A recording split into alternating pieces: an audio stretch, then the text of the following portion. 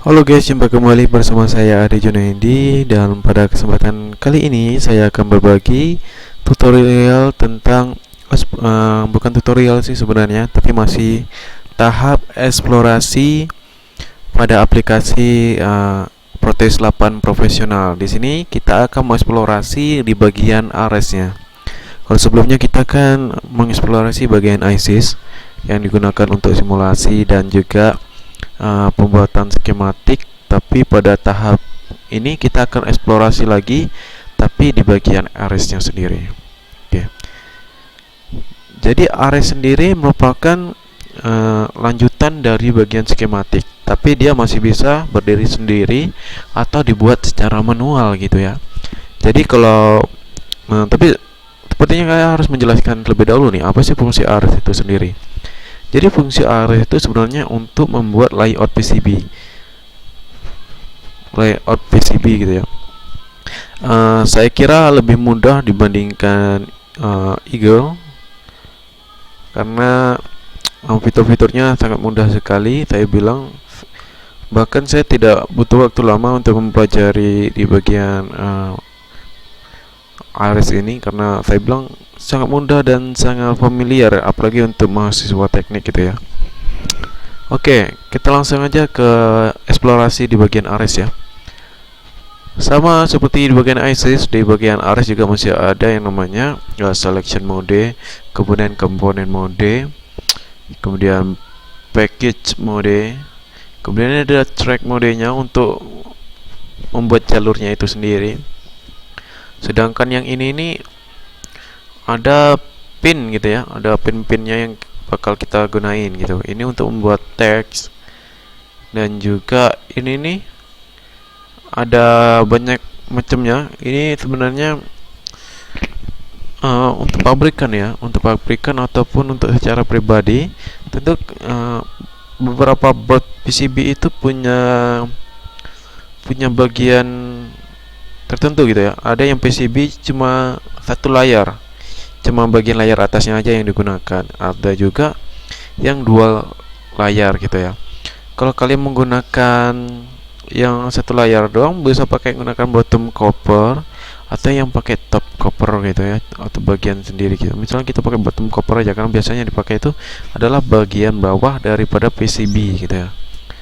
Oke, kita pilih tadi yang bottom copper. Kemudian misalnya kita ingin memasukkan komponen apa ya, saya jadi lupa ingin membuat apa gitu. Mungkin ini aja, kita membuat power supply ya. Jadi mungkin kalau power supply itu ada komponen yang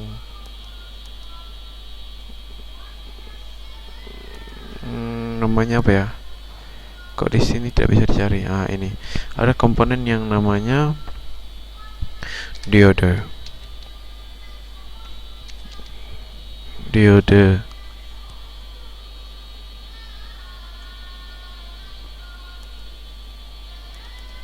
Seperti ini. Ini nanti tinggal ditarik seperti ini. Misalnya kita butuh diode berapa gitu ya, 4, otomatis nanti tinggal disusun. Kemudian dari diode ini nanti ada lagi kapasitor gitu ya, misalnya cap gitu ya. Kapasitor itu mungkin yang bentuknya bulat itu ya, atau dikenal dengan elektrolit. Kalau sini kok tidak ada ya. Oke, nggak kita temuin. Oh, ini dia, udah kita dapatin. Oke, tinggal dimasukin kayak gini. Oke, kita dapat udah dapat misalnya gitu ya, untuk membuatnya. Oke, mungkin ini simple aja ya, kita untuk ngubung-ngubungin aja, tinggal langsung dihubung-hubungin seperti ini misalnya. Oke, ini udah terhubung. Kemudian gini lagi, Tapi ini kan terhubung nih. Ternyata ini dia pakai dual layer ya, ada yang dual layer gitu. Oke, ini kita hapus saja. Kita ubah jadi bottom cover aja biar sama gitu. Seperti ini. Lalu setelah itu nanti dilanjutkan dengan pembuatan yang misalnya dihubungkan ke situ. Tapi ini saya sebenarnya masih ngasal ya, jadi soalnya buru-buru karena biar nggak kelamaan. Tapi nanti saya yakin teman-teman bisa membuatnya lebih bagus daripada ini. Gitu. Kemudian ini juga bisa. Cuma ini mungkin entah rangkaian apa, saya ngasal. Jadi intinya di sini kita belajar untuk menghubung-hubungkan gitu aja. Kalau udah selesai nanti tinggal di print aja kayak seperti ini. Kalau udah jadi langsung bisa digunain. Oke. Itu adalah cara-cara dalam penggunaan yang ARES itu sendiri ya. Tapi di sini saya baru tahap eksplorasi. Nanti untuk tutorial selanjutnya nanti bisa dilihat di tutorial selanjutnya pada bagian Proteus 8 profesional gitu ya. Oke, seperti itu. Kalau ini digunakan sebenarnya untuk ngukur. Ini digunakan untuk ngukur dimensinya. Misalnya kalau kita ingin berapa itu dimensinya nih. Langsung kelihatan ini dimensinya berapa. Hilang. Misalnya kita membuat, kan kadang kita ingin membuat sesuai dengan dimensi tertentu, otomatis kita bisa mengukurnya dengan ini dimension ini, kemudian bisa diatur ininya, mungkin diubah jadi sentimeter gitu ya. Kemudian oke, otomatis ini kita dapatkan 3,8 sentimeter.